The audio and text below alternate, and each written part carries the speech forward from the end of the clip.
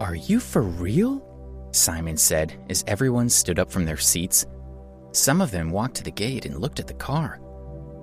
"It's really a Ferrari," Walter confirmed as the blue car pulled up to the gate. "Could it be that what he said is true?" someone asked. "Is this really a Ferrari? Is he really from a rich family?" said another aunt. The family members were shocked and confused. Then Yvonne said loudly to everyone, "Stop it! This is Brian's."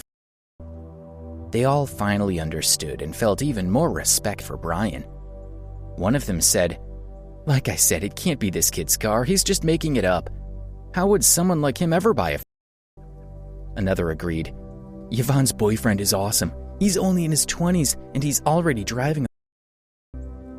"That's right. He's handsome, knowledgeable, and rich. Our family will really benefit from him marrying Yvonne," said his wife. "Everyone, this is my. Would you like to come and take a look?" Brian politely asked Yvonne's family. Margaret, Yvonne, Walter, and Elizabeth walked together out of the fancy iron gate and over to the car. Brian's driver got out of the car and handed the key to him. "I ordered this car a year ago and it was delivered 6 months ago. I paid a total of $500,000.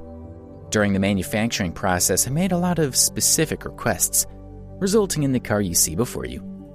I've asked about my car, and they told me that because of its specifications, it's in the top 30% of the vehicles sold by the entire company."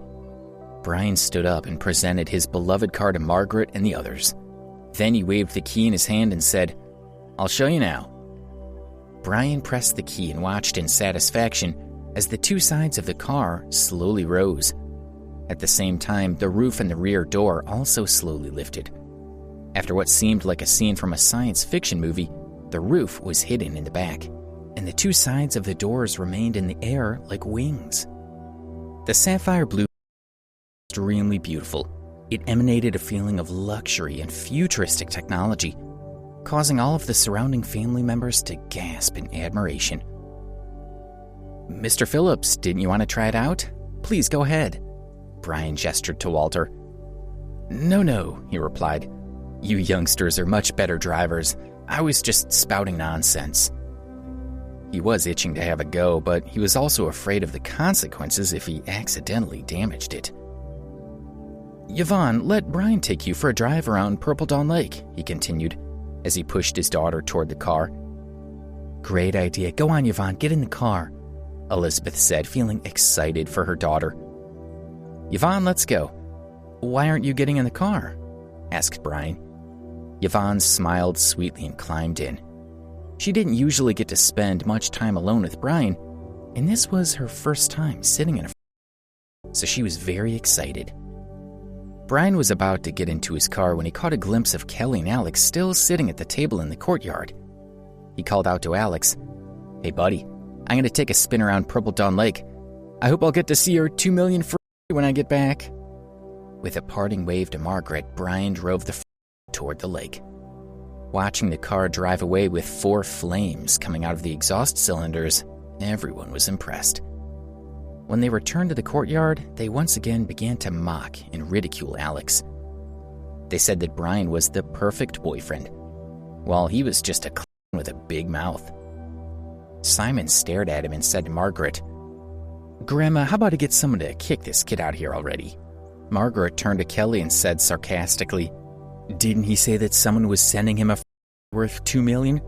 How can we afford to offend such a wealthy and noble person?" The others were talking about how shameless Alex was, yelling at him from time to time and trying to get him to leave while praising Brian.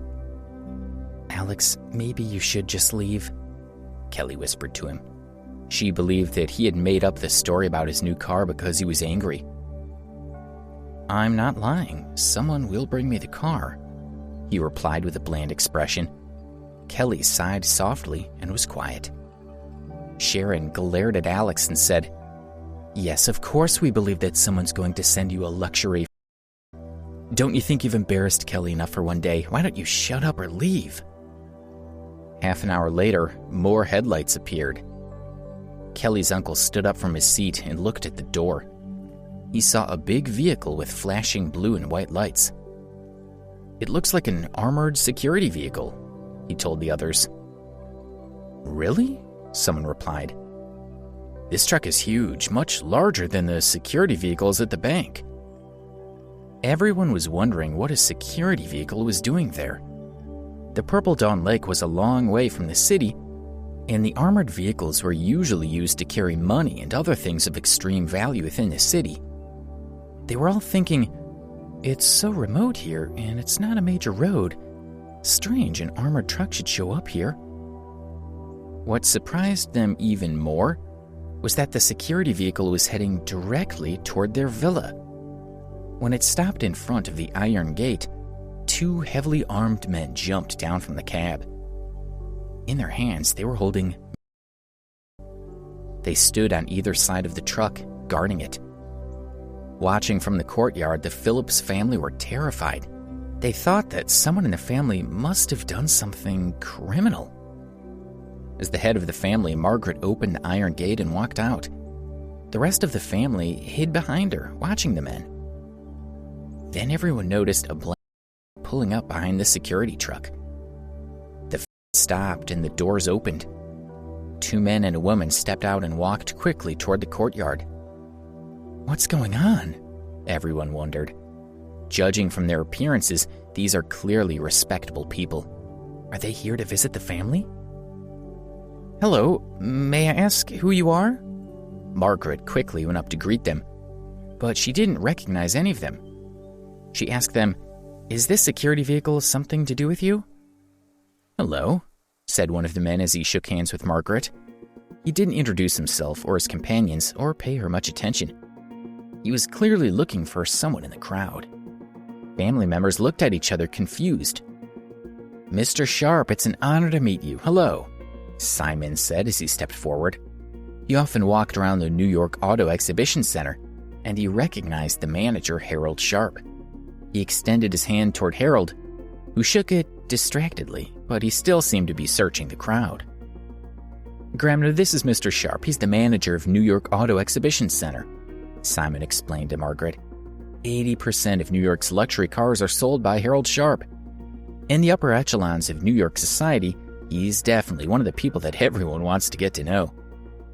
Everyone was interested in meeting Mr. Sharp, but none of them dared to disturb him, as it was clear from his sharp gaze that he was searching for someone. The woman who accompanied Harold whispered something to him. "Wait a moment," he said to his companions. Then he looked at the family and said loudly, "Mr. Ambrose, are you here?" Margaret said to him, "Mr. Ambrose? Mr. Sharp, you're mistaken. This is a family gathering of the Phillips family. There's no one here called Mr. Ambrose." Everyone nodded in agreement. They didn't even think about Alex, because he could clearly not have any involvement with anyone as impressive as these strangers. The family members shut the iron gate so that Mr. Sharp couldn't see into the courtyard. He shouted twice, but no one responded. "Strange, I'll check that this is definitely the correct address," he said as he took out his phone and pressed the call button. He put the phone to his ear, looking a little anxious. His companions understood that he was calling Mr. Ambrose and remained silent. As he waited, he heard the sound of a phone's ringtone coming from the garden. He was surprised as he recognized it as a cheap model. The family members in the courtyard heard Alex's phone ringing and cursed him again. They didn't for a moment think it was Mr. Sharp calling him. However, Mr. Sharp and his companions were happy when they heard the phone ringing, and they followed the sound to the courtyard. Yvonne's family was astonished as they realized what was happening. They followed the strangers into the courtyard. Harold had an expression of pure joy when he recognized Alex sitting at the table. When he had met him at the New York Auto Exhibition Center, and Alex had transferred over $1 million to the car shop's account, he had made a conscious effort to etch Alex's appearance into his mind so that he would recognize him in the future. "Mr. Ambrose," he said as he quickly walked over to Alex. His companions followed. Surprised, Kelly helped Alex stand up, and they both turned around. When the family members looked at Alex again, understanding slowly started to dawn on them. they realized that he wasn't the lowlife that they thought he was. "Hello, Mr. Ambrose." Mr. Sharp smiled ingratiatingly as he held Alex's hand with both of his own. He introduced him to one of his companions. "This is Mr. Catullo, the president of the Ferrari. He's come to America specifically to meet you." "Hello," Alex said as he looked at the man. Catullo took the initiative to reach out, and they shook hands. He said something in Italian with a smile on his face. Alex assumed that he was thanking him for his trust and expressing his desire to have the opportunity to serve him again. Watching the scene, almost everyone in the Phillips family was shocked. They were dumbstruck as what they were seeing went completely against their knowledge of Alex. They were all thinking, is Alex really the Mr. Ambrose that this gentleman is looking for? Did this really buy a And has Ferrari CEO really come to America personally to deliver a car for him? Are we crazy, or is that the world has gone crazy? Kelly was also extremely shocked. She looked at Alex with her eyes wide open and her mind went blank. She suddenly felt that she didn't know him at all. The true Alex was a mystery to her. "You're too kind." Alex smiled humbly and nodded toward Mr. Catullo. Then he looked at Harold and asked, "Have you brought my car?" "It's here. It's right outside. Mr. Ambrose, please," Harold replied as gestured toward the gate. The family all stepped back to make way for Alex to walk past them toward the gate. Please subscribe to the Pocket FM YouTube channel and press the bell icon for instant notification. Check out our channel for more such exciting shows.